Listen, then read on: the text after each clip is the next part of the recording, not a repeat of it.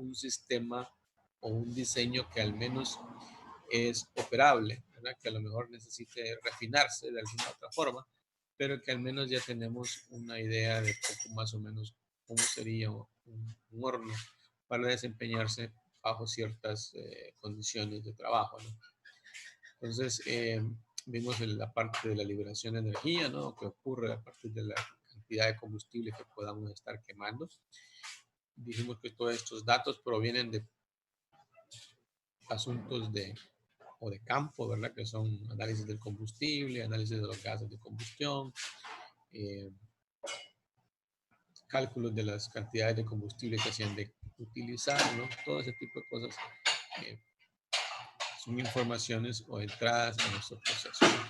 Entonces, calculamos el calor liberado, ¿verdad? Entendiendo, por ejemplo, TF aquí, hemos dicho que es la temperatura del aire al entrar al horno. Normalmente la temperatura de salida del aire del precalentador de aire, ¿verdad? Cuando se va a precalentar aire.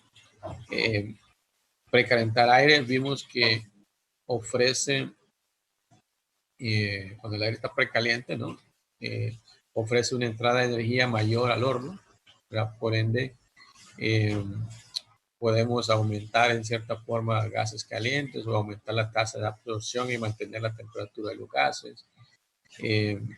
También estabilizar un poco el tema del combustible.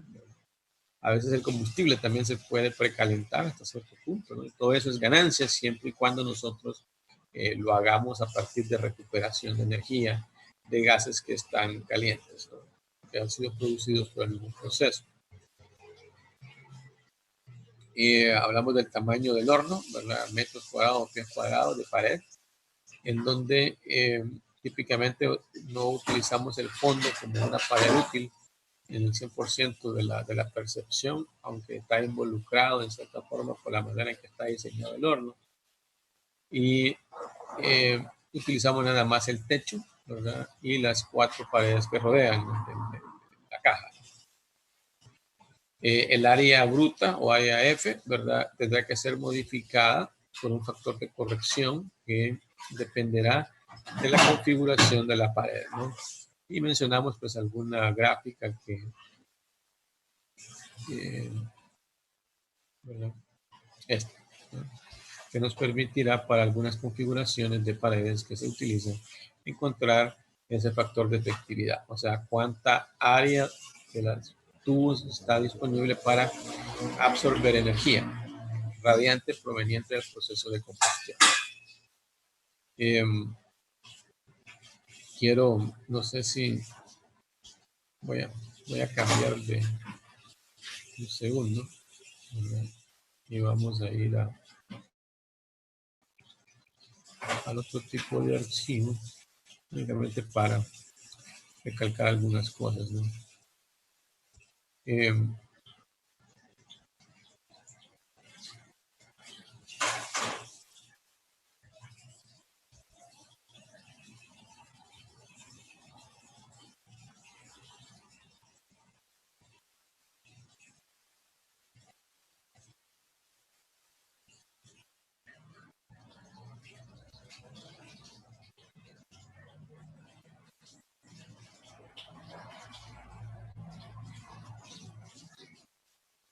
Ok, aquí está.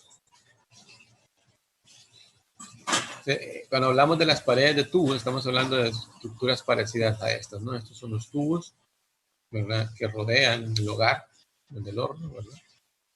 Todo lo que está acá afuera, ¿verdad? Que dice, por ejemplo, la capa de aislamiento, la sección de tubería. Por ejemplo, estos tubos que están aquí marcados con esta parte negra aquí, eso es lo que llamamos nosotros tubos de membrana, ¿verdad? En donde están separados por algún tipo de sistema de aleteado, ¿verdad? Aletas interconectoras entre tuberías, ¿no? Es una forma de verlo, ¿no? Aquí está, ¿no? Es un sistema de tubería. Y esto es más o menos como luce la pared completamente forrada.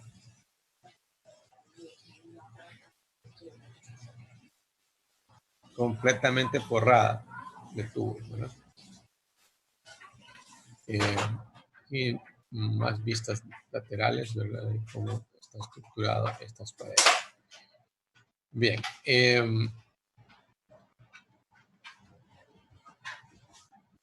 Bueno, vamos a regresar aquí de todas maneras en el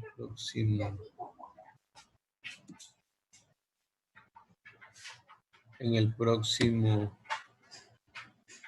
ejercicio. Aquí está, por ejemplo, algunas temperaturas límites en cuanto al precalentamiento de aire, que les voy a pasar a estas tablas, ¿verdad? Para algunos combustibles, temperaturas máximas permitidas de precalentamiento del aire en caso de necesidad. Aquí nos especifica que si es o no una necesidad absoluta o sí, ¿no? Son informaciones típicas que podemos necesitar para efecto de tomar alguna decisión o algo, ¿no? Bien, esto ya lo tienen en el otro archivo. Vamos a regresar entonces a nuestros PowerPoint. Muy bien. Entonces decíamos, ¿no?, que con esta gráfica nosotros vamos a poder determinar, de acuerdo a esa configuración, qué tipo de factor de efectividad necesitamos utilizar. Esta tabla la estábamos usando, ¿no?, para encontrar la densidad de energía que surge a partir del uso ya del área efectiva, ¿no?, que es el área bruta multiplicado por ese factor de efectividad. En el caso nuestro, ese ejercicio que estábamos haciendo, pues era 1, y nos daba pues que la distribución era de 125.682 BTU por pie cuadrado.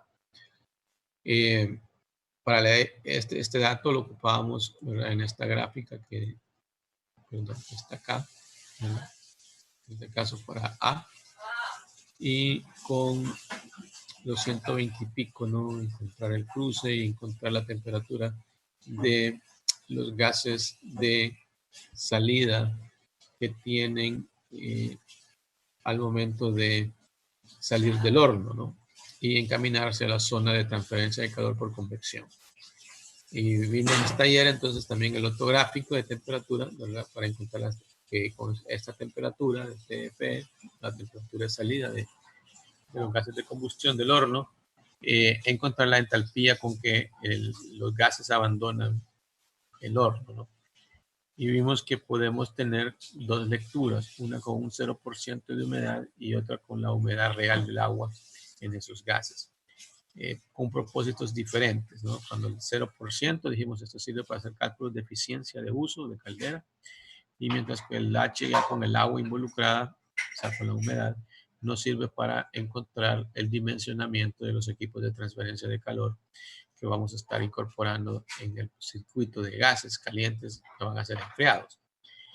Y eso estaba, pues, ¿verdad?, en las gráficas estas, ¿no?, donde entrábamos 0, 10, 20, ¿verdad? Entonces, esa es la entalpía del aire para diferentes rangos de temperaturas y diferentes rangos de humedad, ¿verdad?, partiendo desde gas seco hasta gas húmedo, un cierto porcentaje de humedad. En el caso del ejercicio que estábamos haciendo, habíamos usado esta gráfica, ¿verdad? Y no me acuerdo, creo que era habíamos usado creo que por el número que está ahí, es de una humedad del 5% o más, ¿no?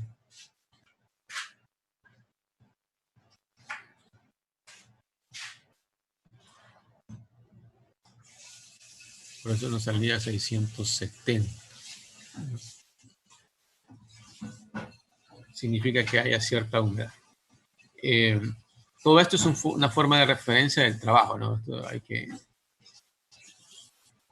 que desarrollarlo para estar completamente seguro que todo eso está bien. A ver, ¿qué más sigue? ¿Qué es lo que vamos a ver hoy? Ok, una vez nosotros hemos encontrado, ¿verdad?, a través de esta última gráfica, como les dije, en este momento estamos determinando las gases de salida tal y como van, ¿verdad? Entonces, 670 BTU por libra masa. esa es la energía que va por cada libra masa de aire que sale del horno.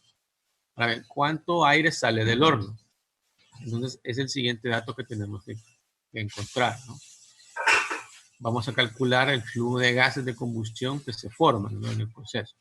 WG, que es igual a la tasa de quema de combustible, ¿verdad? Los libras masa hora de carbón, en este caso, que estamos quemando, multiplicado por el aire, ¿verdad? El aire seco, el aire que entra, ¿verdad?, a la cámara de combustión, más la diferencia entre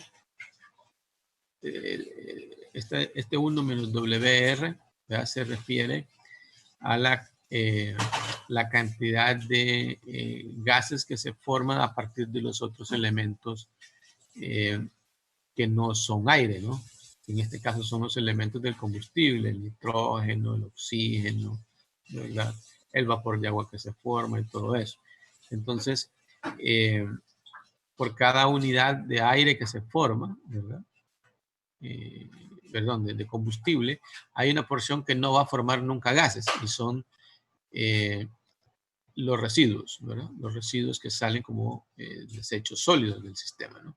Entonces, 1 menos WR precisamente es eso, ¿no? El porcentaje que realmente queda en forma de gas, porque hemos eliminado o restado la parte que esencialmente se forma o que sale como, perdón, como sólido, ¿no? ¿Alguna pregunta ahí con esta relación? Multiplicamos la cantidad de combustible que quemamos, ¿verdad?, por el aire que se requiere para la combustión, más, ¿verdad?, los gases que se forman a partir de los elementos que vienen presentes en el combustible y que no salen como residuos, ¿verdad? Eso es lo que esa relación matemática nos dice ahí. Una pregunta que sí es importante entenderla, ¿no?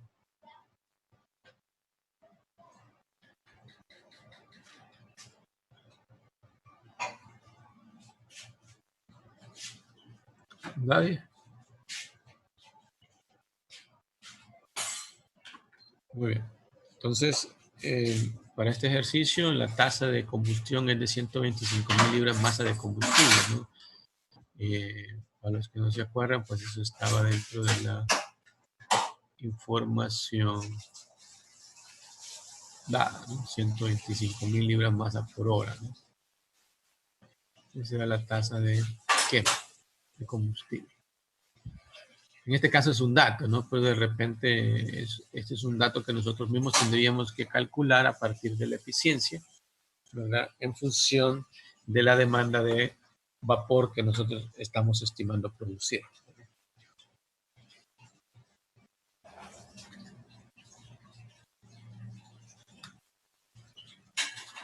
Muy bien, entonces, ¿cuántos gases se forman?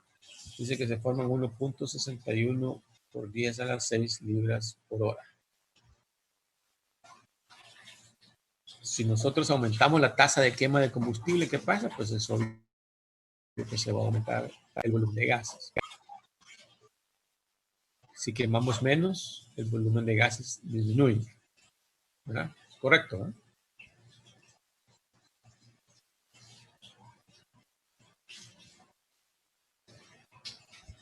¿No hay duda ahí? Ingeniero. Ajá. Este valor 1 que es restado por W sub R no tiene nada que ver con el factor de... O sea, eso es independiente del factor que encontramos de...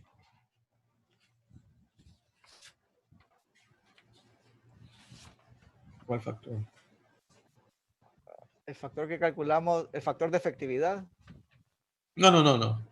No, no, esto es un balance. Miren, si usted ejecuta, aquí para que está simplificada, pero veámoslo por separado, ¿no? Si multiplico WF por A, ¿verdad? Y lo veo ese término, ¿qué me va a decir a mí, no? Me va a decir cuántos gases se forman a partir de la cantidad de combustible que quemo, ¿verdad? O sea, porque este WA es la cantidad de aire que ocupo por kilogramo de combustible que quemo, ¿no? Entonces, cuando yo los multiplico, ¿verdad? Obtengo la cantidad de aire, de gases que voy a obtener.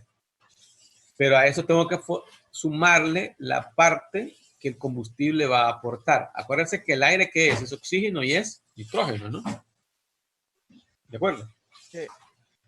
Bueno, entonces esa masa, ese kilogramo o esa libra de aire por cada X kilo de combustible que estoy quemando, que yo suministro, pues ya es gas, ¿sí o no? No tengo que hacer nada con él, ya es gas.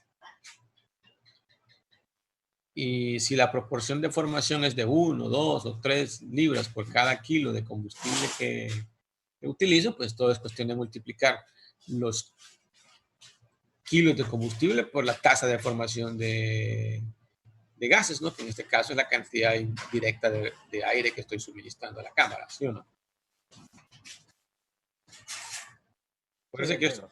Ok, bueno. Eso ya lo vimos aquí. Ahora veamos WF multiplicado por 1. ¿Qué sería eso? Pues sería decir de que por cada libra de combustible que quemo, forma una libra completa de gases. ¿Verdad? Pero realmente no es así. Porque el combustible no solamente está compuesto de elementos que van a poder formar gases, sino que también está compuesto de elementos que no forman gases. Y eso es como están calculados en nuestra información. Son la tasa de formación de residuos por cada kilo por cada libra de combustible que quemo. WR en este caso es 0.11. ¿0.11 qué? Se suma de cada libra de combustible que quemo, 11 se precipitan como sólidos, quedando en este caso 89, ¿verdad? El otro 0.89 como gases, porque así queda, ¿no? Lo que nos sale como sólido se transforma en gases. CO2, ¿verdad? SO2, CIS.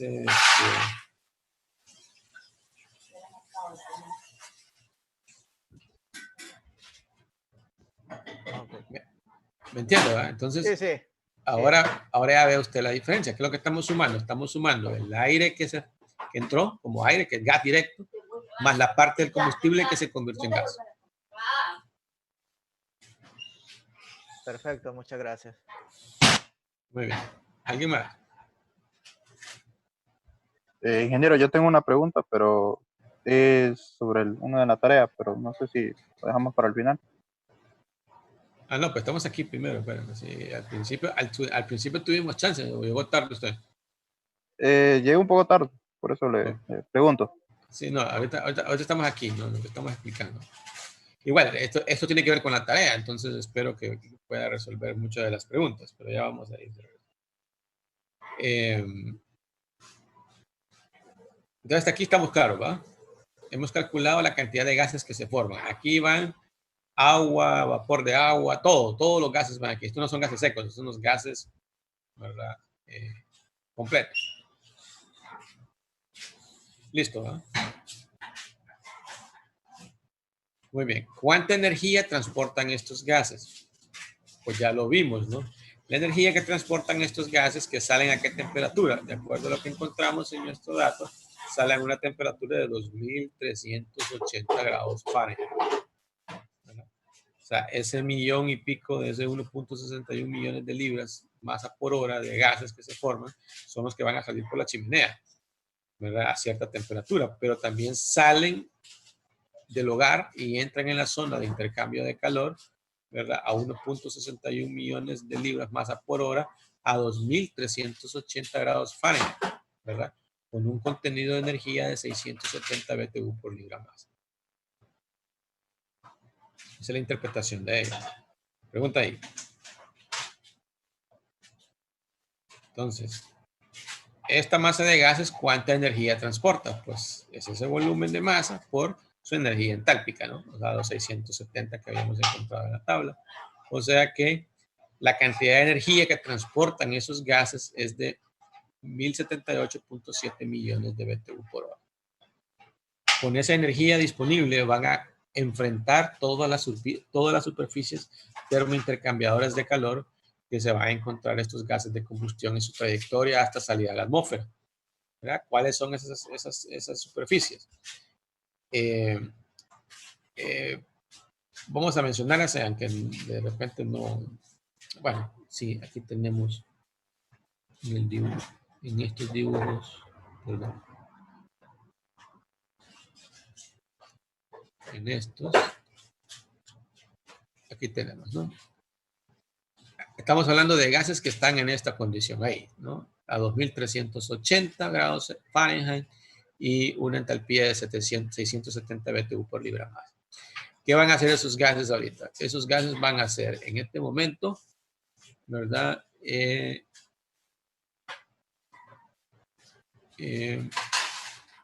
Perdón. Van a entrar en esta zona, ¿verdad? En la zona que comienza por acá, y van a pasar, ¿verdad? En primera instancia, por una cortina que normalmente a veces existe, ¿verdad? Una pantalla de tubos con agua, ¿verdad? Agua que viene conectado del calderín, ¿verdad? Superior, con el calderín inferior, ¿verdad? Parece que este calderín superior también emanan los tubos principales que distribuyen luego, ¿verdad? El agua a lo largo de todos los tubos que forran la pared del hogar, del horno, ¿verdad? Y además, como lo digo, emanan tuberías que forman una pantalla aquí enfrente, ¿verdad? Una pantalla de tubos que típicamente se usa para darle un poquito de protección, ¿verdad? Absorben un poquito de radiación, ¿no? Que son parte del forro aquí en esta parte superior, ¿verdad? Como un segundo forro, vamos a decir, ¿no? Al forro principal que está acá abajo. Se encarga, absorbe más energía en forma de radiación, está absorbiendo energía. Luego está la superficie intercambiadora del sobrecalentador, que es el primero que está ahí, y al mismo tiempo también tenemos superficies adicionales de ser necesario de tubería interconectada entre el calderín superior y el inferior para evaporación, ¿verdad? Para convertir agua líquida en vapor, ¿no? En un circuito cerrado aquí, ¿verdad? Porque recuérdense que necesitamos tener una tasa de suministro de vapor a una turbina, en este caso, o a un proceso industrial que estemos alimentando. Entonces, el calderín debe de suplir la tasa de evaporación necesaria, ¿verdad? Para que podamos suministrar lo que se ocupa, ¿no? Entonces, para ello necesitamos tener suficiente área de intercambio de energía, ¿verdad? En donde se produzca la evaporación. Entonces, esos gases calientes, como ya les digo, dejaron mucha energía en forma de radiación en su proceso ascendente.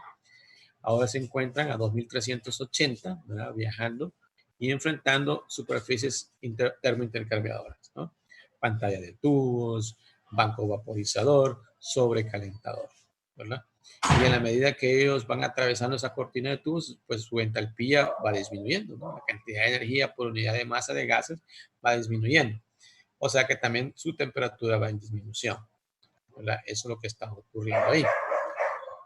Entonces, vamos a ver cuánta energía transportan. Entonces, a partir de ese punto que está a 2380, 1078.7 millones de BTU.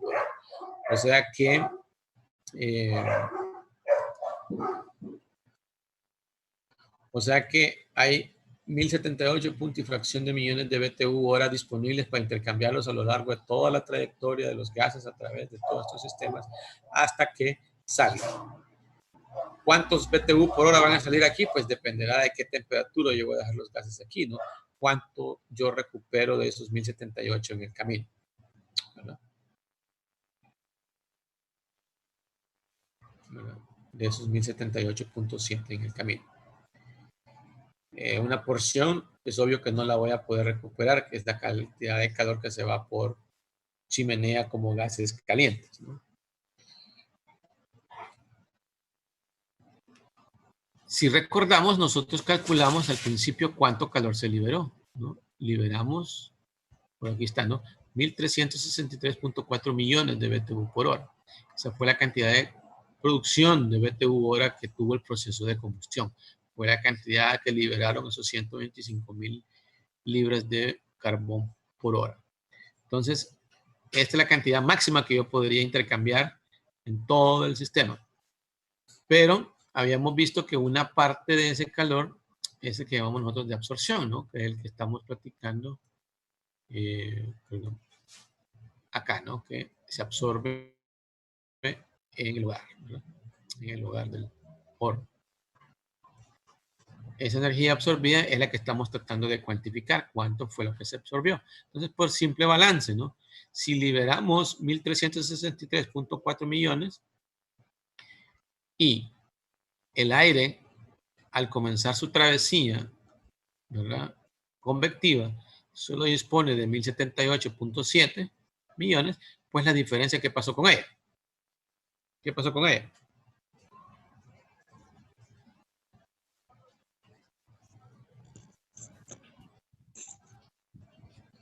Se absorbe.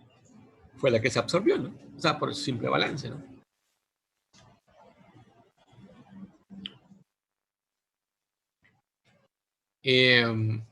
Aquí, por ejemplo, hay quienes corrigen, ¿verdad? Y voy a mencionar esto, ¿verdad? No es una dogmática, pero se podría mejorar un poquito esto, ¿verdad? En un principio, el primer cálculo preliminar, ¿verdad? Si nosotros restáramos de estos 11.000 BTU por libra, ¿verdad?, que tenemos del poder calorífico del combustible, restáramos las pérdidas inherentes, que son la radiación y la convección del horno, ¿no? Entonces, habría que restarle a los 11.000 el porcentaje de RUL, ¿verdad?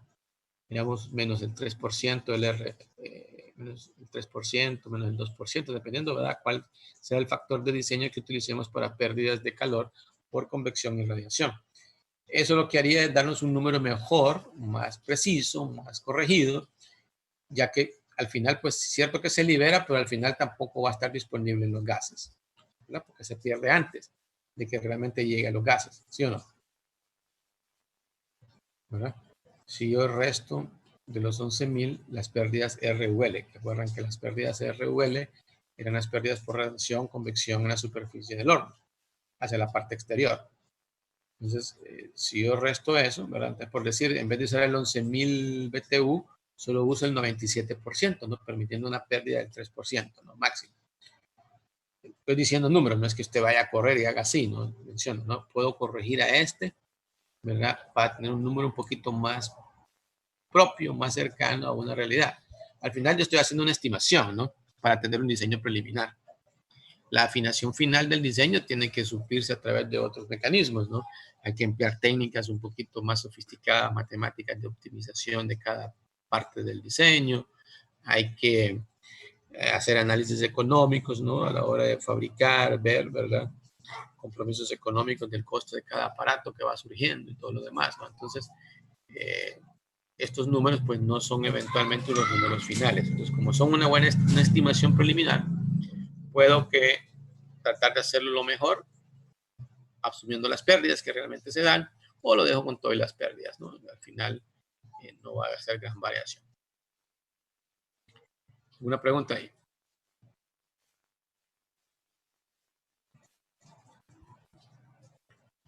Recuerden que perseguíamos un par de preguntas básicas, ¿no? Determinación de la temperatura de los gases de salida del horno, ¿verdad?, que le encontramos aquí en 2380, y vimos la forma en cómo se encuentran. Y la otra, encontrar la energía absorbida, ¿no?, en el horno, que en este caso fueron 284.7 por 10 a la 6, ¿verdad? ¿Pregunta ahí?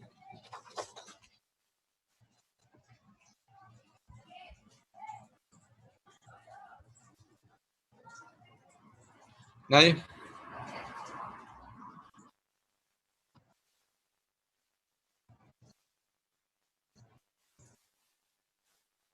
Muy bien.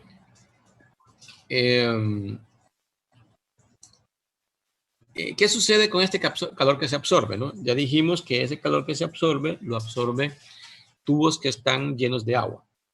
Esa agua es un agua que está en básicamente grado de saturación, ¿verdad?, la presión del vapor, y deberá convertirse en vapor saturado, ¿no?, previo a entrar a los sobrecalentadores. Entonces, esta absorción de energía lo que nos puede permitir es estimar la tasa a la cual puedo generar vapor en una caldera. Cuántos kilogramos por hora o por segundo, libras por hora o por segundo de vapor puedo generar en función de un tipo de vapor que busco, ¿no? Vamos a decir que yo quiero generar vapor a 900 psi, ¿verdad? De presión. Entonces, ¿qué información necesitaría yo ahí para saber cuánta transformación de agua caliente saturada a 900 psi podremos necesitar para convertir eso en vapor saturado? ¿Qué información necesito?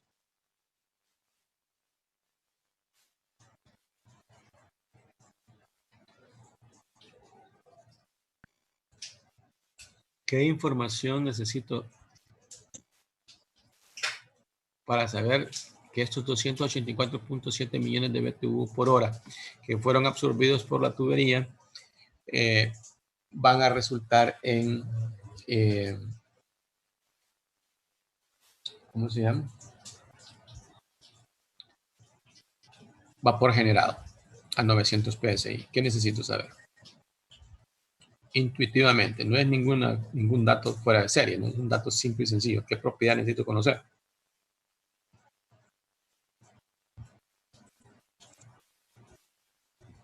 Voy a producir de líquido saturado a 900 psi, voy a producir vapor saturado a 900 psi. ¿Qué ocupo?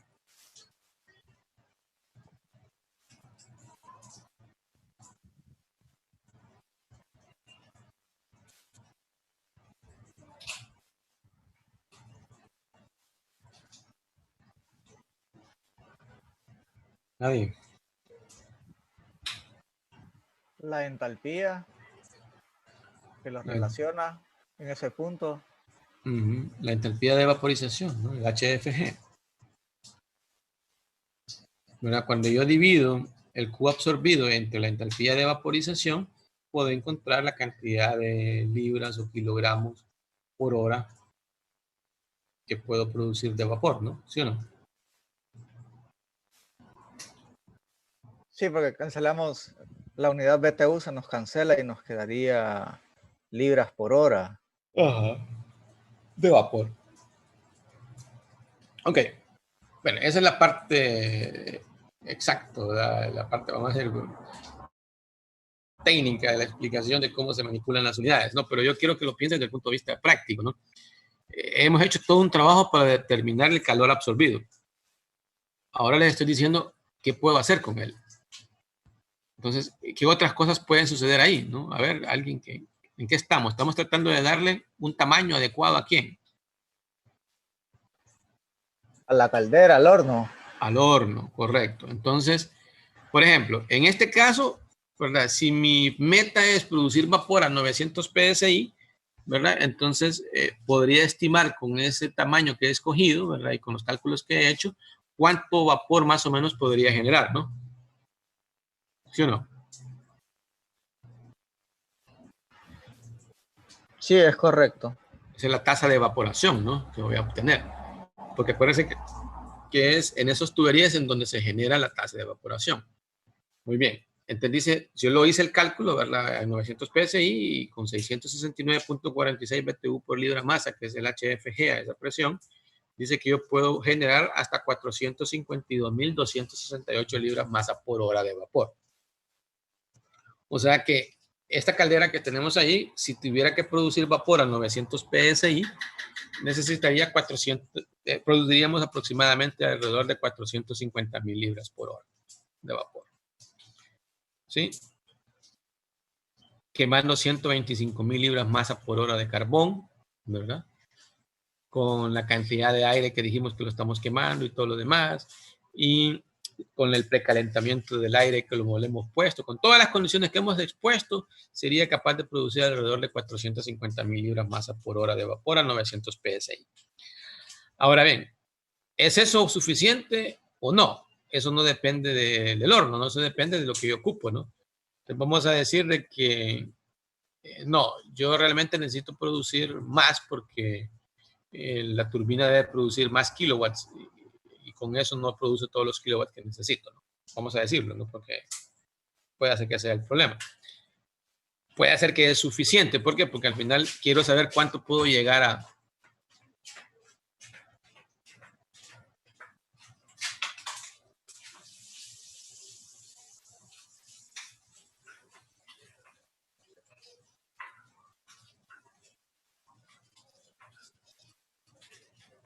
¿verdad? Estoy dimensionando una caldera, ¿no? Y quiero ver qué puedo producir con ella. Entonces ya con esos 452.268, bueno, ahí me quiero quedar. Entonces voy a proceder a qué?